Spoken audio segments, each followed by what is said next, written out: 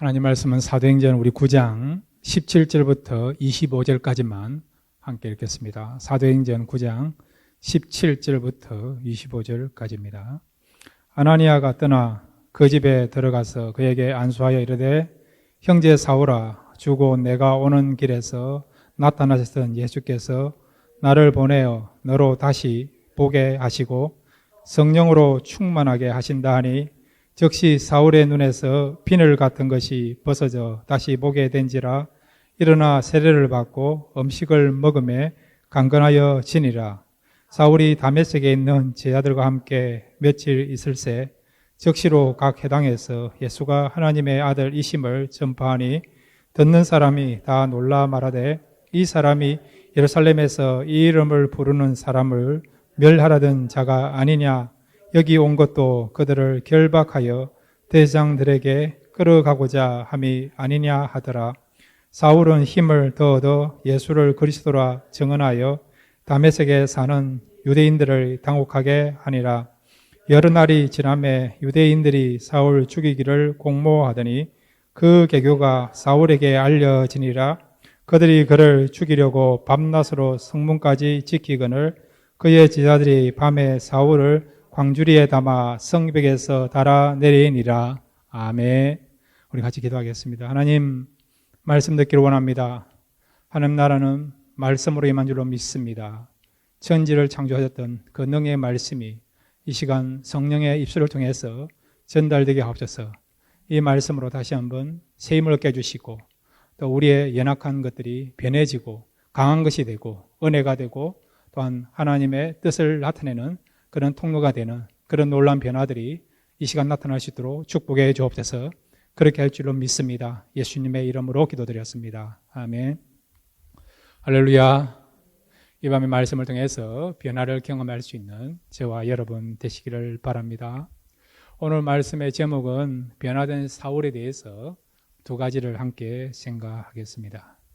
자, 여러분, 변화란 것이 쉽지 않잖아요, 여러분. 고무줄처럼 이렇게 늘어났다가 다시 원위치 되는 것은 진정한 변화가 아닙니다. 질적으로 완전히 달라지는 것을 우리가 변화로 이야기하거든요. 그런데 여러분, 사람이 변화된다는 거, 그것은 쉽지 않은 것이죠.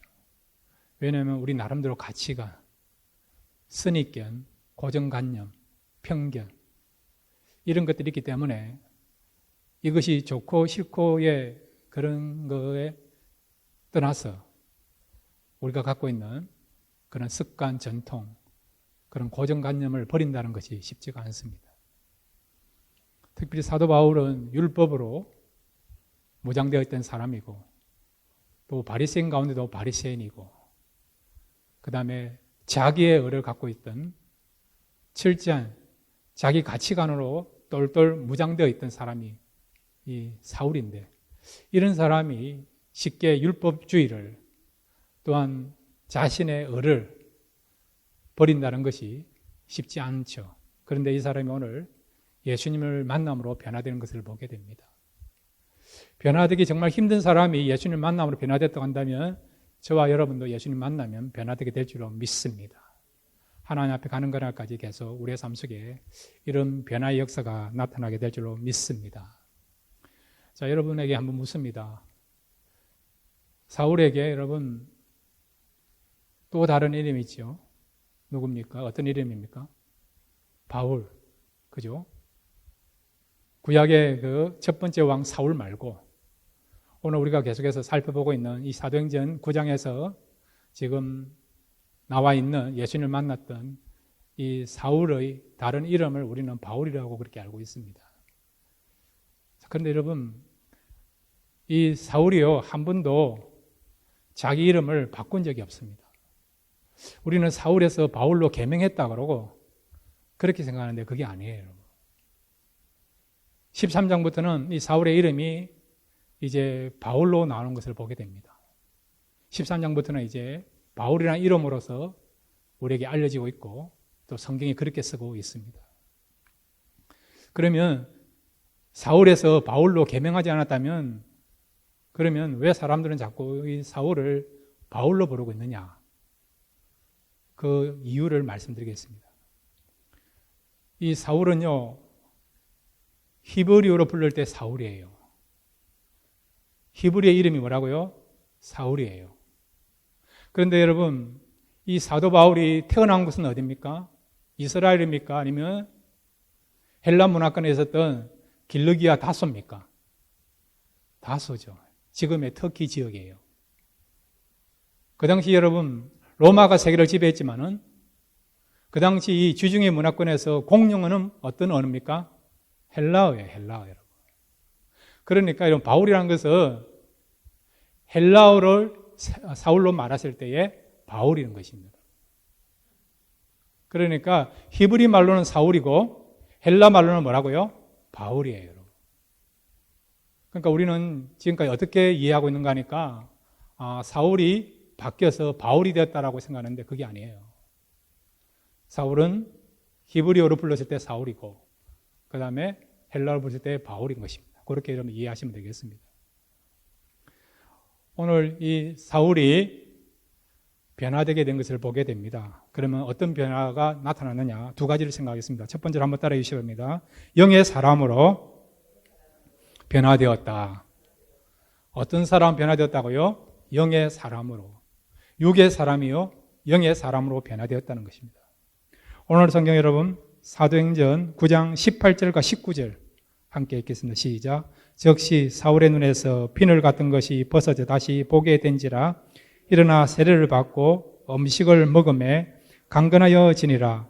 사울이 다메섹에 있는 제자들과 함께 며칠 있을세. 아멘. 이 사울이 다메섹에 있는 제자 아나니아를 만남으로 아나니아가 안수했더니 성령이 임한 것이죠. 성령 받고 난 뒤에 어떤 일이 벌어졌냐? 이 사울의 눈에 있던 비늘이 떨어져 나가는, 비늘이 벗어져 나가는 이런 놀라운 역사가 일어나게 된 것입니다. 여러분, 사울이 물고기입니까?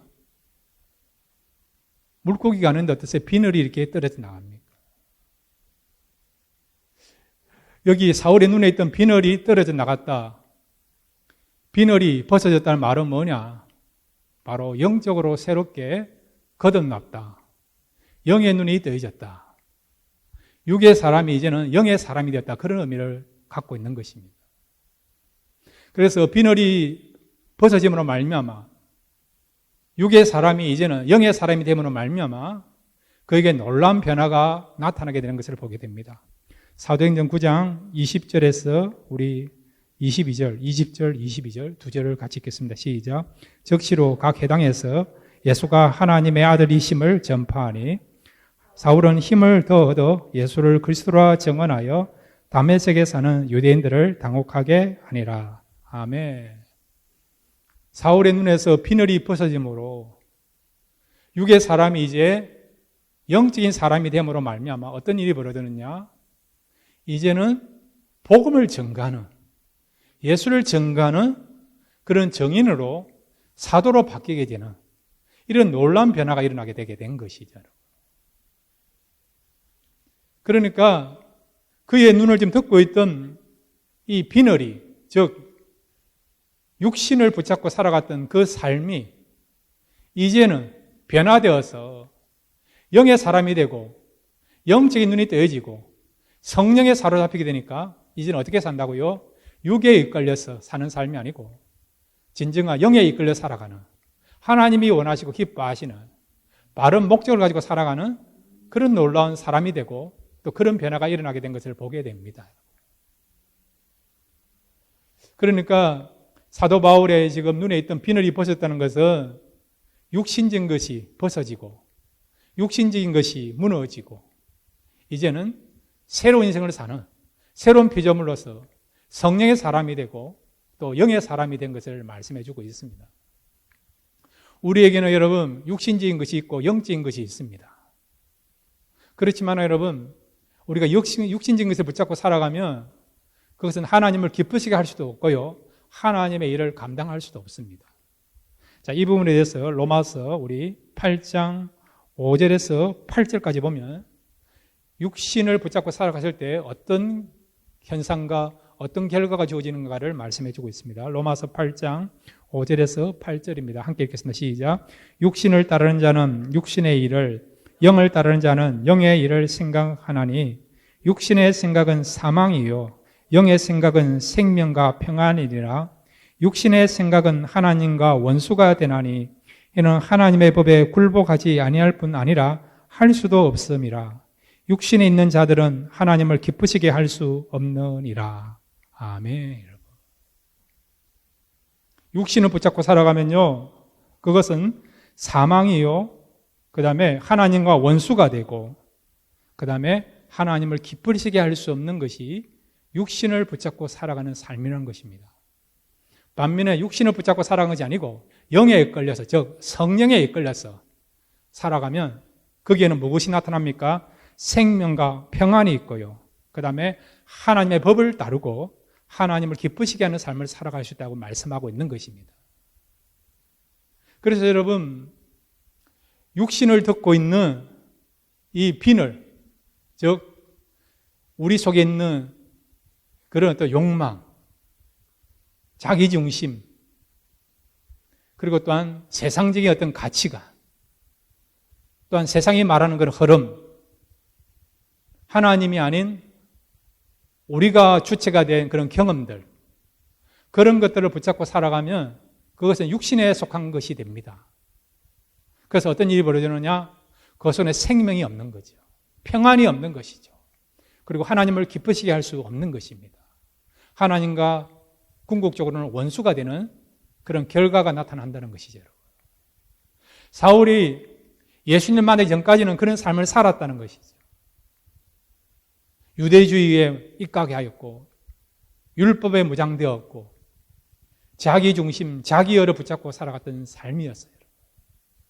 그런 삶은 하나님의 뜻을 나타낼 수도 없고 복음의 원수되었고 그 다음에 교회를 핍박하고 박해하는 그런 멸망에 이르는 삶을 살았던 사람이 바로 사도 바울입니다.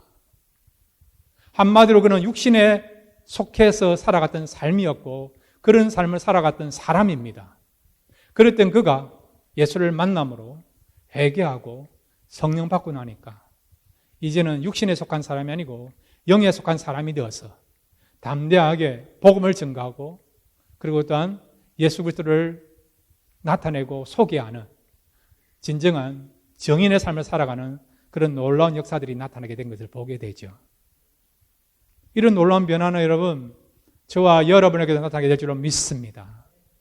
성령님께서 우리 마음에 임재하시고 성령 안에서 우리가 진정한 해결을 하게 되고 성령이 우리의 삶을 주장하시고 이끌어 가시고 늘 우리가 성령 충만하게 되면 우리 속에 있는 육신의 그런 어떤 비늘들이 벗어져서 이제는 영의 눈이 떼어지고 영의 사람이 되어서 날마다 하나님의 뜻을 붙잡고 복음을 전가하고 하나님의 의를 나타내는 그런 아름다운 삶을 살아가는 저와 여러분이 될 줄로 믿습니다.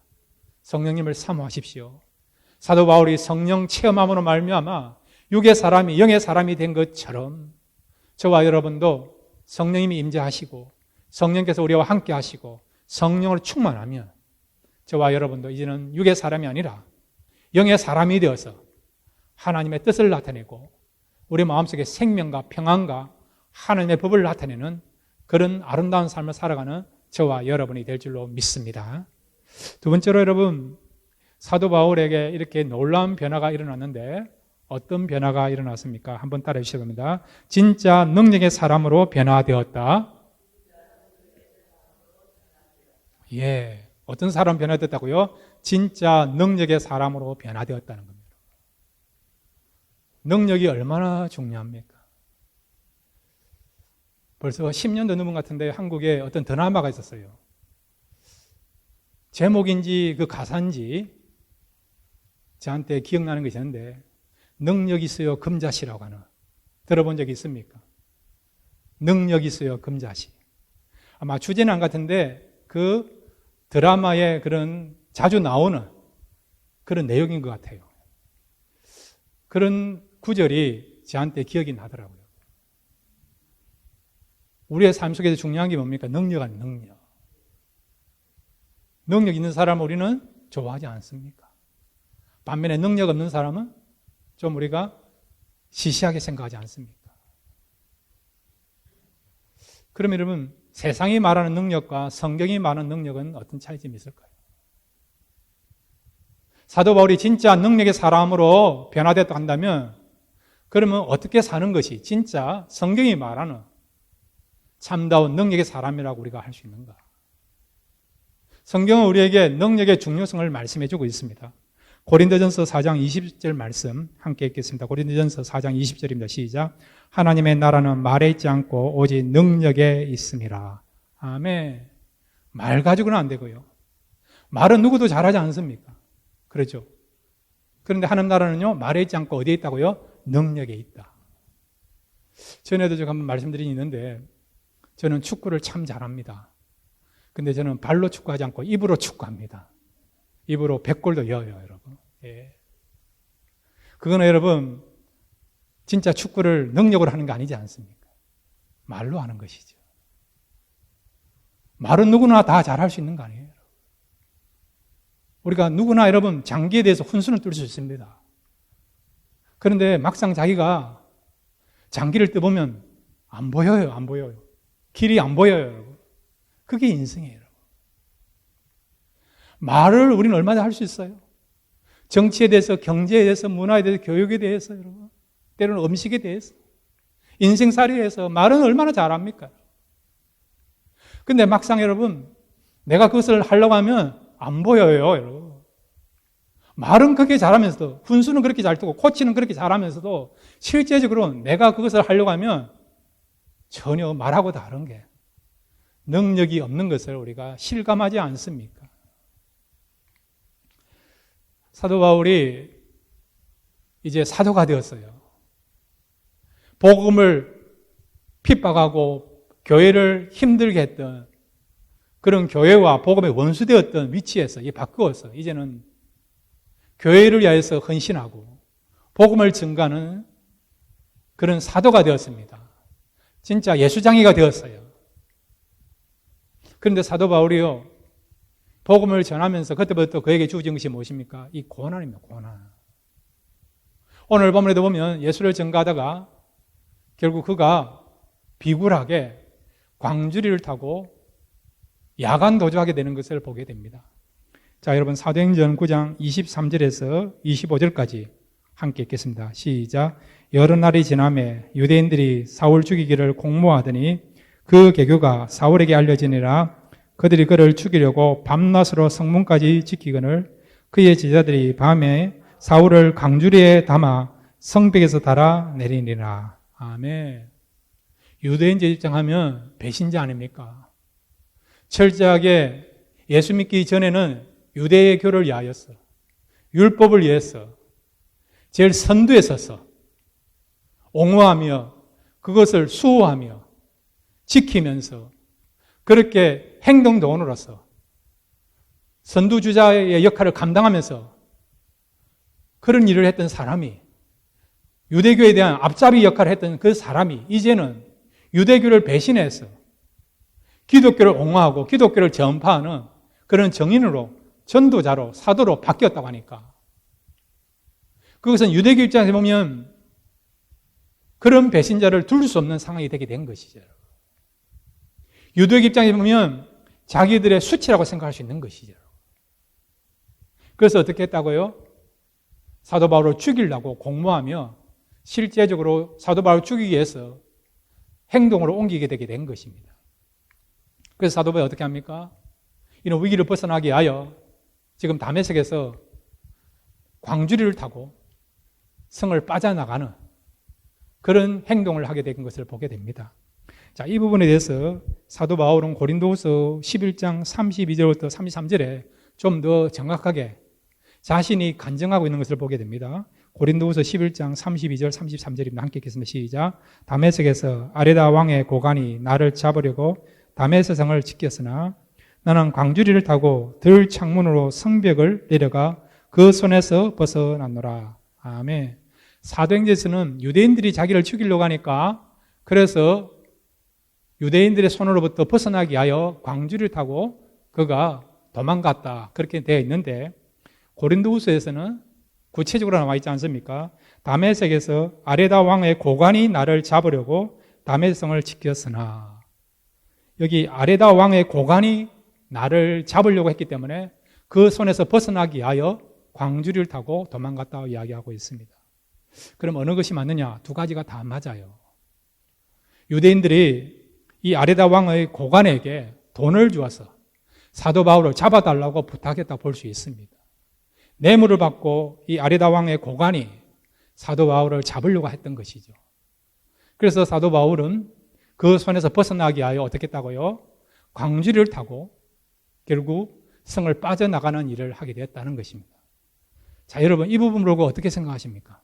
아니, 복음을 전가하다가 어려움이 있으면 도망가지 않고 야간도주 않고 당당하게 고난을 받아들이든지 아니면 순교하든지 야고보 사도처럼 순교하든지 그렇게 하든지 어떻게 비겁하게 자존심이 상할 정도로 이런 수치를 당하면서 광주리를 타고 야간도주를 할 수 있느냐? 이런 질문을 우리가 해볼 수 있는 거 아닙니까? 여러분 36개 해봤습니까? 저는 해봤잖아요, 여러분. 저는 해봤어요, 여러분. 전에도 말씀드리면 동네 카페들하고 맞짱을 뜨겠는데 7대1이었는데 두 사람 정도면 제가 한번 상대해 보겠는데 7대1은 도저히 안 되겠더라고요. 그래가지고 아쉽지만은 정명승부하지 않고 36개를 해가지고 그 위기를 벗어난 적이 있습니다. 지금 사도 바울의 심정이 그런 거예요, 여러분. 36개를 한 것입니다. 아니, 당당하게 복음을 전가하다가 돌에 맞든지 순교를 하든지 차라리 장렬하게 죽는 것이 더 의미가 있지 않겠느냐? 어떻게 야간 도주를 할 수 있느냐? 이런 질문을 해볼 수 있는 거 아니에요, 여러분. 그런데 여기에 여러분 진정한 성경에서 말한 능력이 뭔가를 말씀해주고 있습니다. 세상에서 능력은 절대로 자존심이 상하면 안 돼요, 여러분. 비굴해서는 안 됩니다. 비굴하다. 그렇게 인정받아도 안 돼요. 그런 이미지를 심어줘도 안 됩니다, 여러분. 뭔가 분명한 것을 보여줘야 됩니다. 인정받아야 됩니다. 다른 사람보다 대단하다는 것을 평가받아야 됩니다. 그리고 어떤 일을 이룰 수 있는 그 능력을 세상에서는 능력이요, 그런 일을 감당하는 사람을 능력자라 이야기하는 것입니다. 세상에서 능력자, 능력이란 것은 결코 비굴해서도 안 되고 수치스러운 일을 해서도 안 되고 자존심이 상해서도 안 되고 그 다음에 일을 이루어야 되는 그것을 세상에서 능력이라고 이야기한다는 거죠. 그런데 성경에서 말하는 능력은 뭐냐? 하나님의 일을 이루기 위하여 하나님의 영광과 하나님의 뜻을 나타내기 위하여 때로는 우리가요 자존심이 상할 수도 있다는 거예요, 여러분. 수치를 당할 수도 있다는 것입니다. 비굴하다, 그런 손가락질을 받을 수도 있다는 겁니다. 그럼에도 불구하고 자존심이 상하고 때로는 세상으로부터 굴욕을 당하는, 수치를 당하는, 무시당하는, 짓밟힘을 당하는, 억울함을 당하는 그런 일이 있다 하더라도 우리의 삶을 통해서 하나님의 나라가 이루어가고 그 다음에 복음이 전파되고 하나님의 역사가 진행된다고 한다면 성경은 그런 삶을 산 사람 뭐라고요? 능력자다. 그리고 하나님의 능력이다라고 말씀하는 것입니다. 사도 바울이 왜 지금 내가 강주를 타고 도망간 것을 이야기합니까? 사도행전은 누가가 썼지만은 그러나 여러분 고린도후서는 사도 바울이 직접 쓴 편지예요. 직접 쓴 성경입니다. 얼마든지 수치스러운 일, 부끄러운 일을 뺄 수 있는 거 아닙니까? 좋은 일, 영광스러운 일, 칭찬받을 일만 기록할 수 있는 거 아닙니까? 그럼에도 불구하고 사도 바울이 왜 자기가 이렇게 강주를 타고 도망간 것을 기록하고 있습니까? 이유가 있는 거죠. 진정한 능력이 무엇인가? 그것은 하나님의 일을 감당하다가 자존심이 상하고 수치스러운 일을 당한다 하더라도 그럼에도 불구하고 이런 삶을 통해서 주님의 영광을 받을 수 있고 복음이 전파된다 한다면 그것이 진정한 능력이기에 이런 능력의 삶을 살아가라고 자기의 그 연약한 부분들 또 자기가 이렇게 야간 도주했던 그 내용들을 기록하고 있는 것입니다. 똑같은 맥락에서 여러분 고린도후서 11장 23절과 25절 말씀도 함께 읽겠습니다. 고린도후서 11장 23절에서 25절입니다. 시작. 그들이 그리스도의 일꾼이냐 정신없는 말을 하거니와 나는 또 그러하도다. 내가 수고를 넘치도록 하고 옥에 갇히기도 더 많이 하고 매도 수없이 맞고 여러 번 죽을 뻔하였으니 유대인들에게 40에 하나 감한매를 5번 맞았으며 3번 태장으로 맞고 1번 돌로 맞고 3번 파선하고 일주일을 깊은 바다에서 지냈으며. 아멘. 사도 바울의 고난장에 관한 내용이에요. 이렇게 고난받은 내용을 그가 소개하는 이유는 뭐냐? 내가 이렇게 고생했으니까, 복음을 위하여, 교회를 위해서, 성도들을 위해서 이렇게 희생했으니까 나의 이러한 일들을 인정해달라, 칭찬해달라. 자아자찬하기 위해서 자기가 고난받은 것을 기록하고 있습니까? 아니죠. 이렇게 고난받고 어려움 당하고 핍박받았지만은 그럼에도 불구하고 이런 삶을 통해서요, 복음이 전가되고 예수 그리스도가 드러나게 되고 교회가 세워지게 되고 교회가 더욱더 성장되기 때문에, 그렇게 된다면 자신이 고난받은 것에 대해서 만족하며 기뻐하며 그 고난을 감당하겠다, 그런 마음을 가지고 사도 바울이 자신이 고난받은 것에 대해서 기록하고 있는 것입니다. 진정한 능력이 뭐냐? 비록 내가 고난받고 어려움 당하고 시련을 겪는다 하더라도 그것을 통해서 하나님께서 나타나시고 하나님의 영광을 받으시고 복음이 전파되고 예수가 드러난다고 한다면 나는 그것을 만족한다는 것이죠. 이런 마음이, 이런 중심이 진정한 하나님의 능력을 나타내는 삶이고 또 성경이 말하는 그런 능력자라고 말씀하는 것입니다. 사랑하는 성도 여러분, 때로는 우리가 살다 보면 오해받는 경우에, 억울함 당하는 경우에, 때로는 자존심이 상하는 경우에, 어떤 경우는 살맛도 안 나고요. 인생의 어떤 의미도 우리가 느끼지 못하고 그런 어떤 마음의 그런 상처와 마음의 그런 어떤 고통을 받는 경우 있지 않습니까? 그렇지만 여러분, 세상에서는 그런 삶을 행복한 삶이다, 성공한 삶이다, 그렇게 평가하지 않지만은, 그러나 하나님은 그렇지 않다는 것이죠.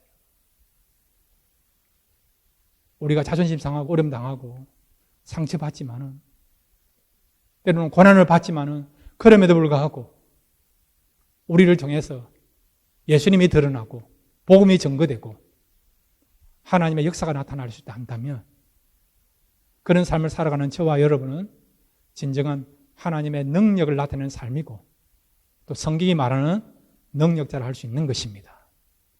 이런 진정한 능력의 삶을 살아가시는 저와 여러분 되시기를 주님의 이름으로 축원드립니다.